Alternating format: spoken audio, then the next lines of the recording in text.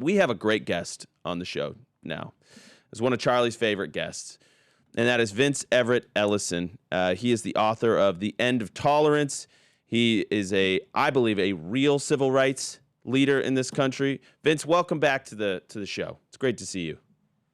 Andrew, it's so good to see you again, brother. How you doing? I'm doing great. It's 9 months since we lost Charlie, so a little bit somber in that way, but it's wonderful to see your face, and you helped me remember all the good times, and when you came on the show with Charlie, and you guys would get into some trouble together, which was always a lot of fun. It was a lot of fun, man. You remember when I last saw Charlie, you were with me. And he told me you had my back when nobody else did. So we don't back down, Andrew. Me, you, or Charlie, we don't back down. That's right. That's right. Well, listen, I mean, there's a lot of stuff in the news that made me think about you this morning. And obviously, first and foremost is the Carmelo Anthony verdict. We spent the whole first segment, Vince, playing these deranged reactions to the verdict, and I just couldn't believe it. It was like they are reading a different script. They're reading different facts. They all think that this was self-defense, that these huge, 300-pound football players were trying to kill him, and he tried to run away, and he accidentally impaled himself on a self-defensive weapon. But some have been saying, we wish both of the Metcalf brothers had been killed. We have a clip. It's a minute long. We could play it if we want, but they were bullying his family as they leave the courthouse. As they're leaving the courthouse. Yeah. Yeah, let's get your reaction first, and then we'll play that clip. Vince, what do you make of this? I mean, it's like two different realities. Andrew, it's one of the saddest things I've ever seen. I remember when I was with you guys about 2 months ago, we were down in Phoenix. I was talking to a lot of the people there, and a lot of them were my peers. We're about the same age, and we were aghast. A lot of them were white men, and, I'm a black guy. We were aghast at the racial tension because we kind of started going to school during the time when schools were integrated back in the late 60s, early 70s. And we talked about how we just got along fine, how we played football together, how we played basketball together, how there was very little racial strife in the community then. And people were thinking that we were going to be the ones fighting and hurting each other, but we weren't. And we're amazed that our grandchildren have more racial strife than we had 50 years ago. They've ginned it up. And you remember when it started happening after Barack Obama, Trayvon Martin, Michael Brown, every incident they could find, they used it to tell this new American generation that they were in a racist nation, that white Americans hated them, and it's really nothing that we can do on this side. Well, it might be something, but every time we try to reconcile, try to bring people together under this banner of Americanism and Christianity and love, they're going to find something, the smallest thing that they can find, to throw gasoline on a fire, and they're going to gaslight people and lie to people because the only thing they have is hatred, envy, and strife. This is all they have. They have to make the people believe that in America they're hated, to keep them in fear, keep them in envy, keep them in strife. That's their game. Ever since the Civil War, that's been the left and the Democrats Party's game, and they haven't stopped playing it for the last 150 years. Man, you speak with such moral clarity, Vince. It's refreshing. So this is what you're talking about. This is a clip of this, and we will play the harassing the family clip in just a second. But SOT 32. Collin County, Dallas, Texas, Arlington, Grand Prairie, Irvin, Dalworth, Plano, Denton, Keller. It ain't safe for none of you white folks to come out this weekend. I'm giving y'all a fair warning right now. And guess what? It's going to be a bunch of outside that look like me. And we ain't out there with no pocket knives. We out there with these. I guarantee y'all going to pay for what that judge just did to Carmelo. If you don't believe me, bring y'all bold out this weekend and put on your Austin Metcalf shirts and see what happened to you. So there's a black man just openly threatening all white people. All white people. Don't come out of your house. It's not safe. They're gonna inflict bodily harm or worse. And so that's the vibe in certain segments of the internet right now, Vince. That is so disgusting. It is weird to watch this, Andrew, because I can recall, I'm reading history, and we all see the the old grainy black and white footage of the civil rights movement and how the old KKK and the old racist Democrats were back then, and how we want to try to elevate and change that. It looked like America did a very good job at doing that, but it's like there's a part of the black community that's turned into what we hated. This racist, ignorant, violent group of people who look at everything through the prism of race. It's like a boomerang effect, where it is this class of African Americans, mostly on the left, who mirror exactly who the old racist Democrat KKK was back before 1970 in the South. Hatred, envy, strife, anger, vitriol, everything through the prism of race and extreme violence. So we've gotten a culture, and I think that this hip hop music and this gangster rap has kind of pushed it and kind of permeated 100%. It. And then when you see Sharpton and Ben Crump and Pastor Bryant and a lot of these black preachers, they push this ideology of hatred, envy, and revenge. And they talk about violence, hurting people, taking revenge, killing people. It'll come from the pulpit. In my first book, The Iron Triangle, I talk about how this black liberation theology in the church wants to use the black church as a political arm, which, as you and I both know, that when you talk about politics, you're talking about violence by the barrel of a gun. That's all politics is. It's force. So they want to now turn the black community into cannon fodder again for them to go out in the streets and call racial strife, to make the world believe that America is this racist, evil nation, something that it's not. Black people in America live better than any other black group in the world, in the history of the world. We have more money, have more freedom, have a better education, have greater incomes, but they have led us to believe in large segments of the American population that we've been discriminated against, we've been hurt, and we're being maligned. It's difficult to see that when you have an obesity problem in the black community, right? Everybody has an iPhone, everybody has housing, and everybody has cars. Everybody has free medical care. Everybody has an EBT card. You have what you want, but you're still angry. Where does that come from? It's a satanic influence, and it comes from the left. I love that, Vince. I love that line. I've used it myself, that we should look at black Americans live better than blacks anywhere else in the world, in Africa, yes. in the rest of America. And it's a remarkable achievement. And I really like that point about the cultural rot, because I think about how it's led to this horrible tragedy in Texas. As we've said, it's so unnecessary, but it's a pattern that we have seen, that what Carmelo Anthony did is he went into a situation to essentially create trouble. He went where he wasn't supposed to be, and when he was asked to leave, he refused and immediately escalated to maximal violence. And I just thought how we see that, we see that play out on subway cars, on buses, when someone is playing music really loudly when they're not supposed to, or maybe they're smoking weed in a train car and you're not supposed to do that. Doing something and almost daring someone to ask you to stop, and then they escalate and we get horrific violence. And that's a cultural rot problem. We need to communicate, and that would start from parents, it would start from religious leaders, and it would start from community leaders to say, this is unacceptable behavior, and if you do this, you will be shamed, you will be shunned, and if you lash out, you will be arrested. And that will, in the long run, it will save lives, and it will keep black men out of prison. It will improve their lives. Well, Andrew, you and I both are believers, and we read our Bibles and we live our lives by it. And one of the things our Bible tells us is that God hates pride. Pride is one of the 7 deadly sins. But right now in June, we have a whole month celebrating Gay Pride. We'll walk around and talk about Black Pride.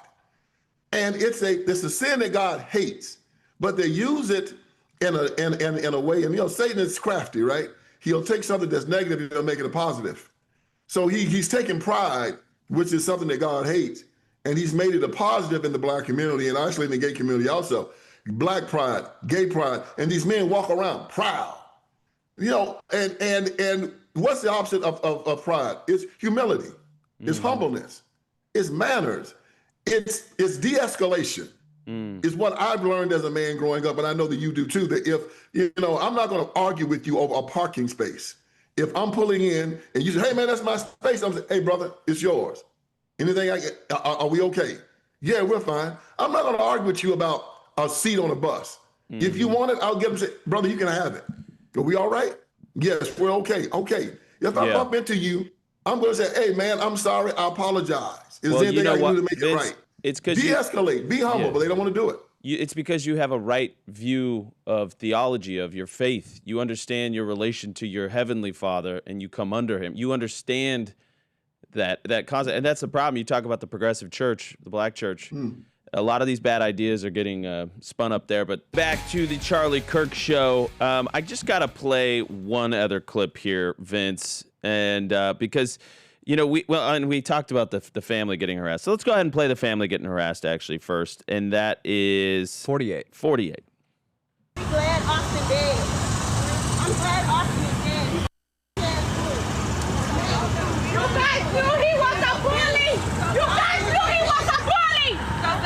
You guys knew that. I want you guys to know that I am 6 foot even. My phone is at my head, and the guy in the back is his brother. You guys knew that we're bullies. Carmelo Anthony was 5'9", 5'8", something like that.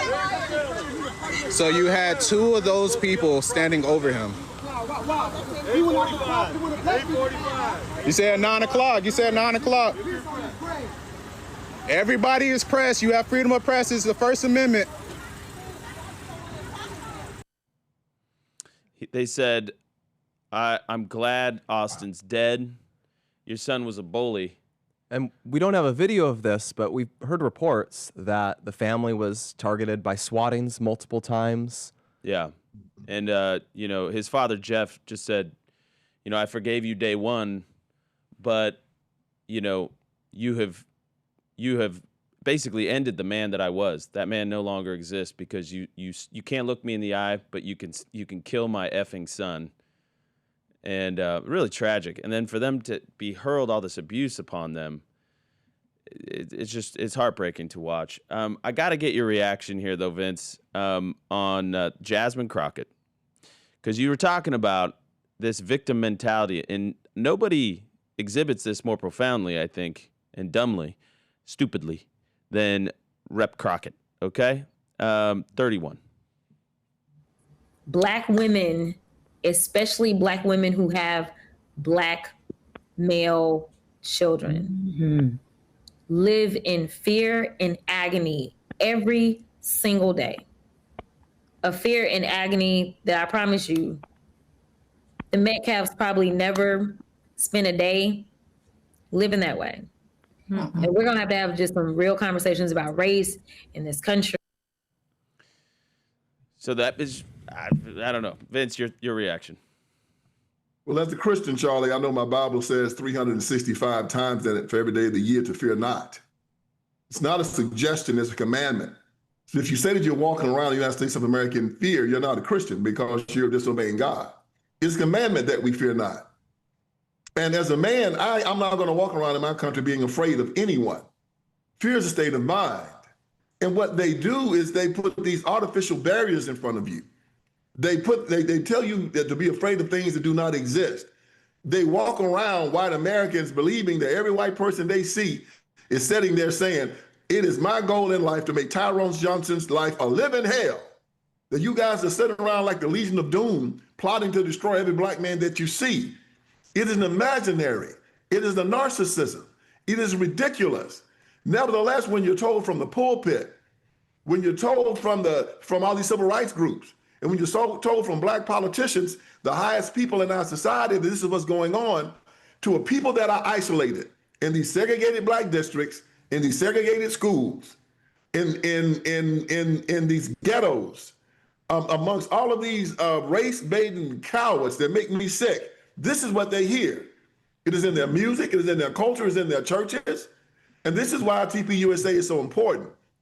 You're one of the few organizations out there that are putting people out there like me to go out there every day and tell the truth about this.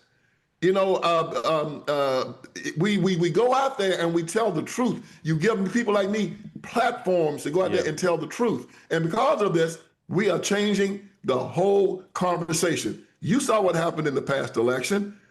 Our side doubled our percentage of the African-American vote. And even though our president is losing support in most of America, he's gaining it on the black side. Why? Yeah. Because you guys are giving people like me a platform to go out there and talk to the masses and tell the truth, and they're responding to it.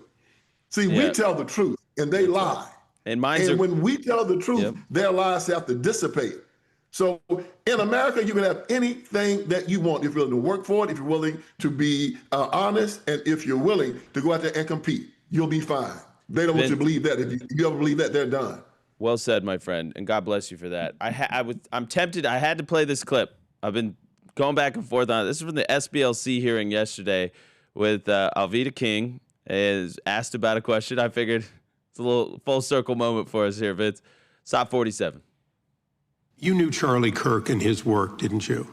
I did know Charlie Kirk. And his work, like your work, was about love, people getting along, but it was also about teaching of the benefits of faith, wasn't it? I was able to make some peace with Charlie before he was killed because he said some bad things about my uncle. I didn't like it. I was upset, and I said, Charlie, but one of the last things Charlie said to an African-American young man, he says, our DNA makes us the same, not this skin. Charlie actually said that, and he publicly apologized at a meeting where I was. So Charlie was not an angel. I'm definitely not an angel. President Trump, Biden, Obama, angels, please raise your hand right now. If you're out there, I need to meet you. I actually thought that was a gracious moment from Alvida King, you know, because obviously Charlie had some strong opinions about MLK. You shared some of those, Vince, but so that would be a very personal moment for Alvida. I understand that, but she was gracious about it. Floor is yours, my friend. Well, you know, Charlie just told the truth just like I do. And what we do is we look at the black community, and we're looking at things like this that happen in the black community, where we've turned ourselves over to savages to educate our children. We're going to teach you their secular ways.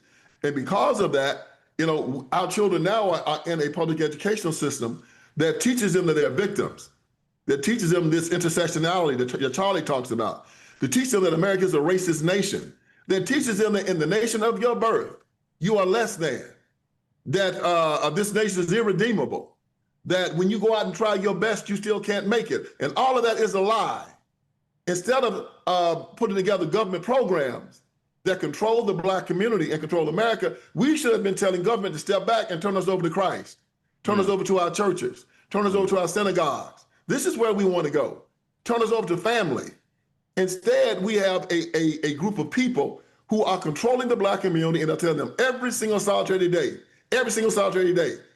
that they don't have their bootless, they're discriminated against, they're hated, and that to turn to government for everything that they need, and to not turn to God. That is why Charlie Kirk said what he said about the civil rights movement, and that's why I say it today. And I'm glad that many other people are starting to catch on because of Charlie Kirk and because he was so brave to tell the truth. Now you'll see that the cottage industry, and we're going to be fine. Brother. Thank you for joining us today. So good to see you.